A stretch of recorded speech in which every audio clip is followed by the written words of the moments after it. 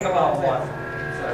No, we're on budget. We're gonna talk We about water, we are, this is in the we budget. are. This all affects the budget. Well, that's fine, let's go on to budget. We should, it's up to the board, because, Treasurer Britton has a $47,000 surplus. There's not much that has changed from the budget that was given to you, just some little tweaks here and there. Actually, it's got more positive than what it was.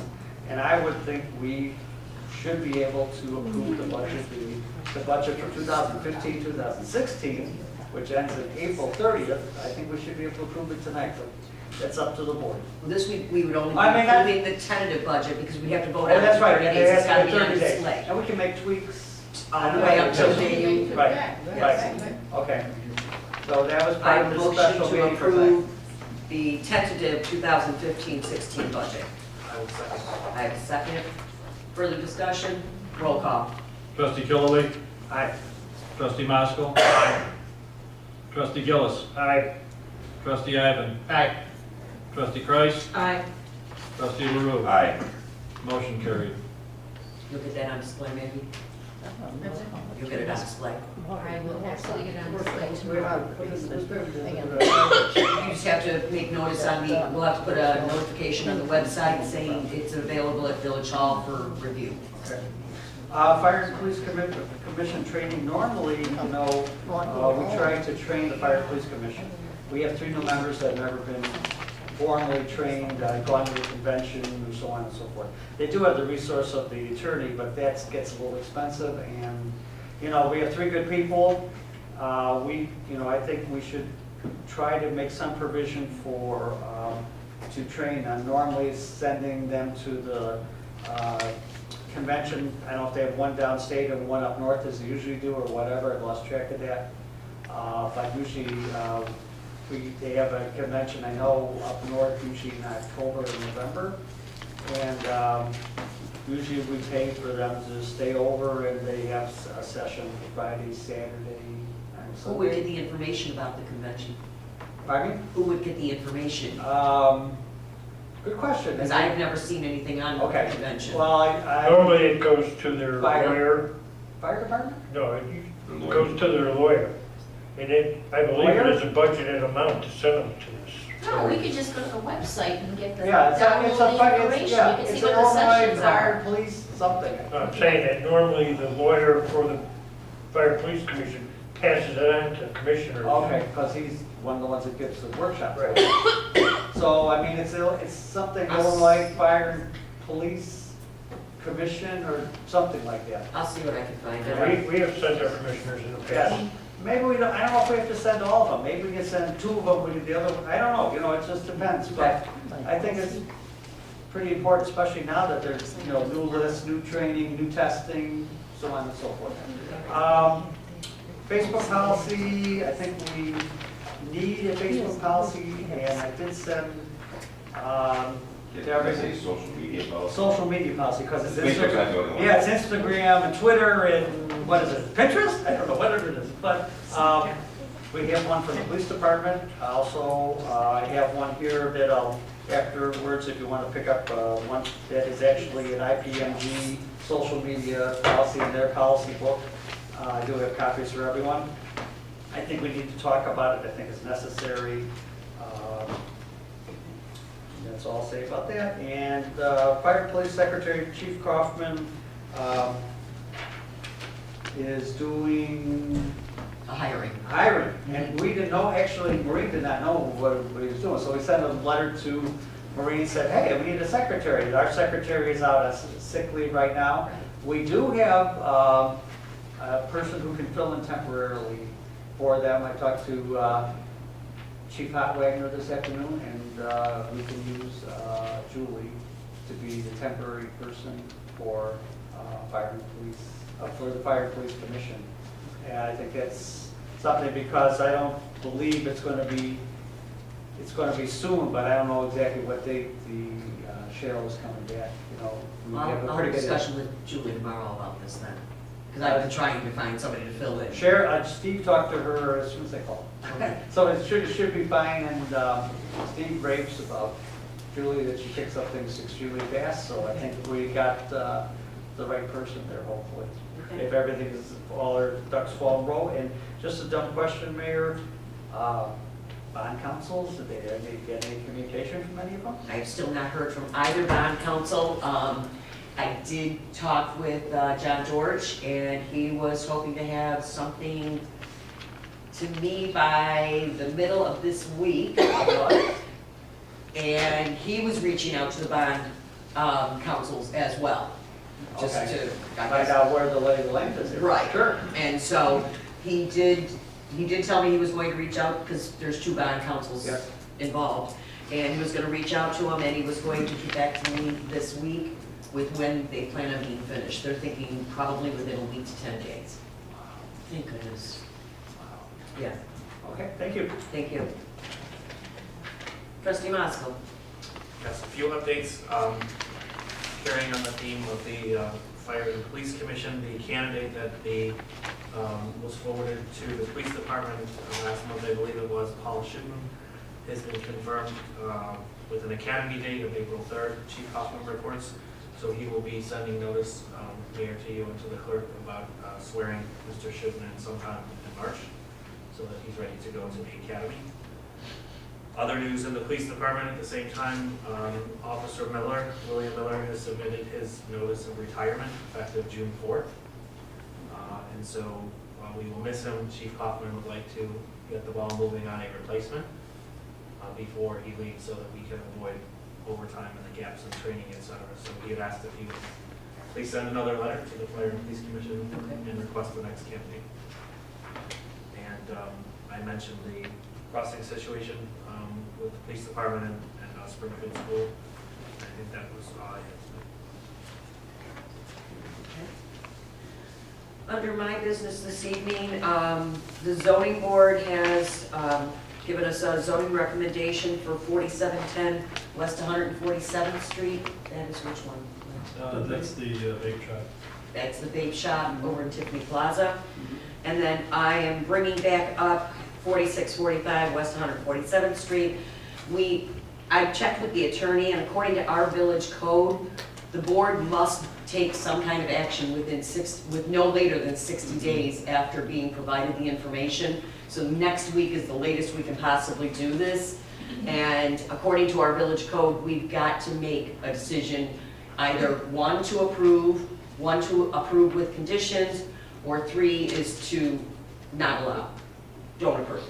So I will have that on for next week for whatever you guys want to do. It is for the church again. How does that work then? Hmm? Someone has to make a motion and second, then Right, and you And can, not approve, and then. you can motion not to approve, and then you have a second and a roll call, not. not to, if that's what the board's pleasure is. Or you can vote to approve it, and it goes the same way. So 4710 is the vape shop, Correct. which is this gentleman right here. Can I ask you a question? You can ask me So any you questions usually you like. here, is that all you're selling is vapes? Strictly, nothing like across the street. We are strictly a vape shop. We won't be selling anything other than vape supplies to quit smoking. Okay. One of the conditions was to have a special ventilation system, is that right? Already purchased, being installed. I bought the best one that I could find. I have another one on hold in case you require me to have 2. So, One of the questions I had, which there is a MSD, whatever that is. a MSDF sheet? Sheet for those, for vapor cigarettes? Yes, I guess there was. It's for the chemical, for the liquid. And What goes in, or the thing, or the For, vapor? for the actual juice that people vape. Okay, so, It's for this stuff. okay, so, I guess I'm gonna be picky here, but, you know, I think maybe I read the wrong things, but for e-cigarettes, some of the byproducts of the vapor that comes out of the e-cigarette is sort of toxic. E-cigarette's different than vape. Yeah, they are two different things. and the e-cigarette uses a completely different type of mechanical mechanism. Some are cartridges, some are vaporizing. Is strictly 2/3 of this is actually food product that you consume Right. in everything you eat. The other product, What's the other third? the other third is It's not a obviously third, the- actually. Right, it's, I think less than that, It's but more like 99%.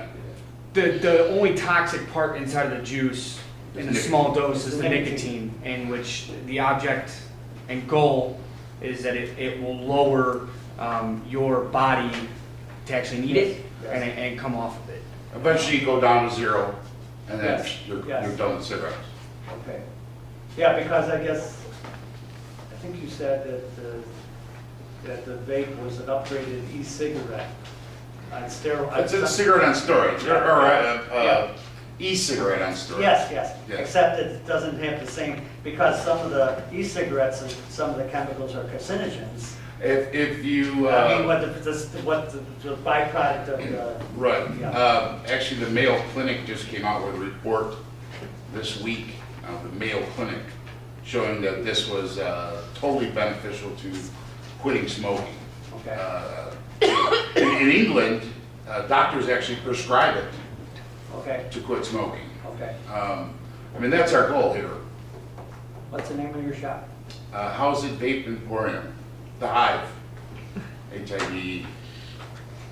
Okay, thank you very much. I guess I just have one concern. You said you've already bought this, you bought equipment, and I would just like to caution you that it's up to the village board to make the final approval, and we won't know if it's approved until the vote, so I just. I know, my landlord pulled a couple fast ones on me and took advantage of me being naive. So I've already invested about close to $50,000. So the $3,000 for the the air purifier, what difference does it make at this point? You know, he pulled some wool over my eyes and told me some stories that I was already approved, and he's already talked with the trustees and go ahead and start decorating because they're gonna approve it, and 3 months later, I still don't have a license to open my shop.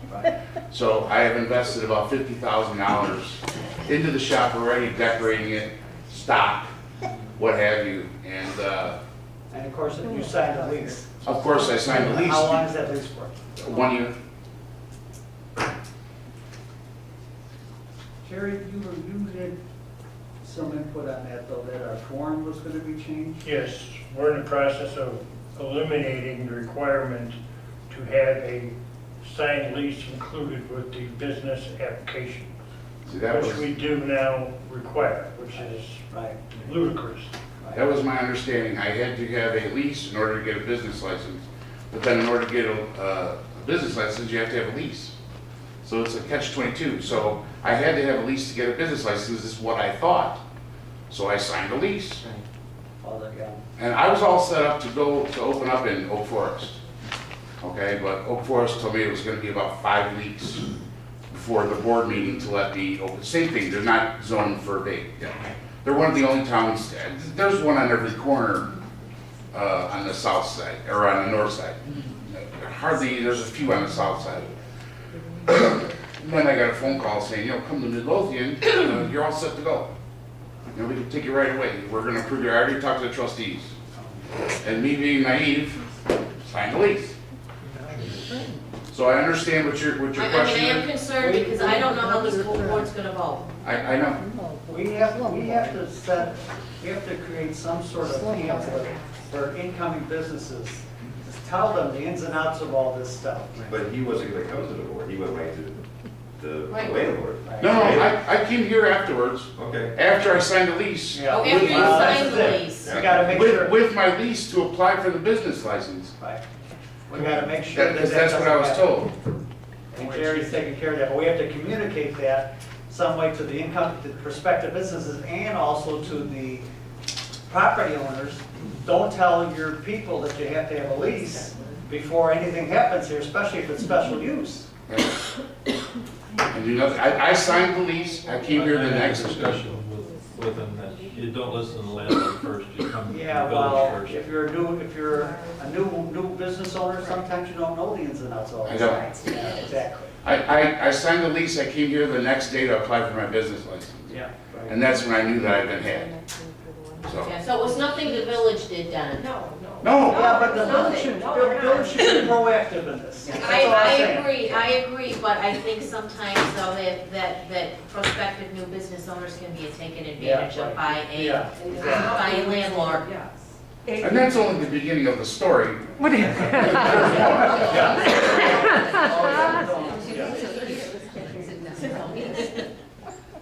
Is there any way for us to like tell the property owners that they have to provide some Right. documentation that says what the procedure is? You can tell them, you can't. It doesn't mean they're gonna follow. Well, we, That's you what- know that's what, gonna be you my know what, second we question. can, Can we you force know it? what, we can pass an ordinance. We can pass an ordinance Yeah, before we we can have set that up second. guidelines. Pardon me? We can set up guidelines that they have to follow. Right, and What then we're at. making an ordinance before someone signs a lease, you have to give them this information, otherwise, we're gonna find you. I think that needs to be done very quickly. I think that needs to be done like this. Yeah. I second that.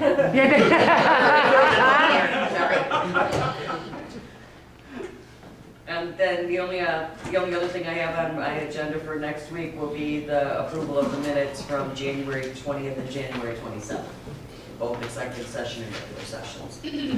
At this time, oh, I'm sorry, Mike, Clerk I Colston. have nothing. Okay, thank you.